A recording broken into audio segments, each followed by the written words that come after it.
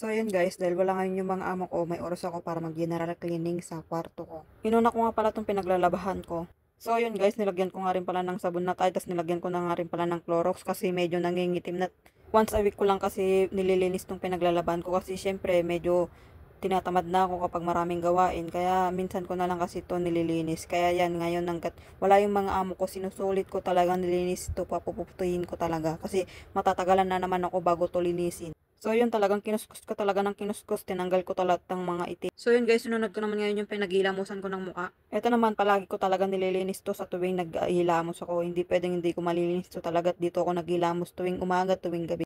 Dati guys, nung unang araw ko guys, wala yung lababo dito sa may kwarto ko, tapos wala yung salamin. Tapos yung pinaglalaban nila na washing nandun sa baba. Pinaakyat lang ng amo ka noong dumating na ako. So ngayon, dito sa may kwarto ko, tapos may space na maliit sa may tabi ng lababo ko, tapos sa may pinaglalaban ko na washing, magkatabi yan sa may CR ko, tapos sa may pinaglilinisan ko ng mukha, magkatabi yung labahan ko. So yan guys, sunod ko naman ngayon yung CR ko. Kung napapansin nyo guys, medyo madumi talaga yung CR ko kasi dalawang araw kong hindi nilinisan yung CR ko kasi medyo talaga masama yung pakiramdam ko. Kaya so ngayon na may masipag-sipag ako ngayon dahil wala yung mga amo ko, ay talagang kukuskusin ko ng kukuskusin to, talaga mawawala lahat ng mga puti niya talaga ba. So yun guys, simple lang yung CR ko, malit lang siya. Tapos lahat puti. Medyo lahat ng mga amo ko dito sa mga dingding nila puti lahat. Mahilig sila sa mga puti. Kaya so ngayon talagang kukuskusin ko talaga, tatanggalin ko talaga lahat ng mga itim-itim. Nararanasan nyo rin ba to guys? May araw na tamad tayo, may araw na sinisipag tayo, ganun ba? Kasi syempre, sa sobrang pagod natin, hindi na natin nalilinisan yung sarili nating kwarto, di ba? Kaya medyo kahit magulo na yung kwarto natin, kahit na hindi na natin masyado nililinisan, sige pa rin, tulog na lang tayo. Pero pag sa trabaho talagang napakasipag natin, walang pagod-pagod talaga sa trabaho, di ba? So yun guys, sunod naman natin sa shower at pasensya nyo na guys, yung ilaw ko kumikidlat-kidlat guys. Sira na kasi yung ilaw ko guys, hindi ko nasasabi sa mga kasi lagi silang busy. So ayun, di na papalitan yung ilaw ko talaga nga naman. So ayun guys, natapos na tayo.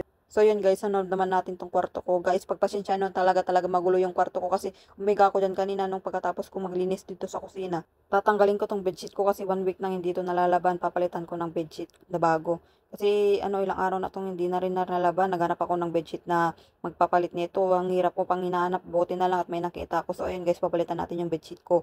Kasi medyo, alam nyo na, nangingitim-ngitim na. So yun guys, ito lang kasi nahirapan lang kasi akong palitan yung bedsheet ko kasi tatlo kasi yung foam ko dyan guys. Tatlo yung foam ko, yung tatlong foam na yan guys, yung pinagpalitan ng mga alaga ko. So yun, nilagay ko dyan sa mga pinagpatong-patong ko sa mga foam ko. So yun guys, nakita nyo teddy bear na yan guys. Tiregalo yan sa akin ng alaga ko nung bagong dating ko dito para daw meron akong kayakap. Girl, sabi niya sa akin.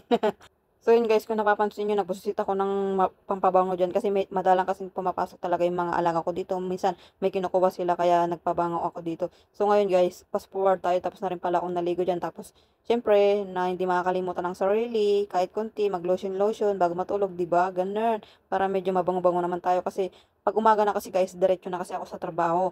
Naglilinis na akong diretso, hindi na ako naliligo. Tsaka na lang ako naliligo tuwing gabi para fresh. Mas maganda kasi maligo tuwing gabi. Mas masarap maligo lalo na ngayon guys. Sobrang init na ngayon dito sa Saudi Arabia guys. Sobra. Yun guys, lotion lang naman ang ginagamit ko tuwing gabi. Tapos Vaseline, nalalagyan ko ng Vaseline sa may paa ko kasi minsan guys, di ba alam niyo na, biyak-biyak na yung mga paa natin. Tapos syempre kahit lang, Vaseline lang, lagyan natin. Tapos tuwing gabi nagme-medyas ako diyan para lumambot ba yung biyak-biyak ba ganun.